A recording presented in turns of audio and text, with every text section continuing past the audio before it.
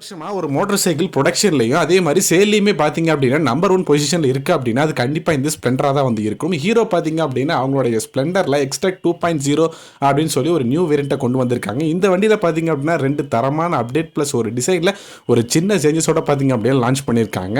First update பார்த்தீங்க அப்படின்னா வண்டியில் ஃபுல் ஆல் எல்இடி ஹெட்லாம்ப் வந்து கொடுத்துருக்காங்க. இந்த செக்மெண்ட்டுக்கு உண்மையாலுமே இந்த எல்இடி ஹெட்லாம்ப் அப்படிங்கிறது புதுசு தான்.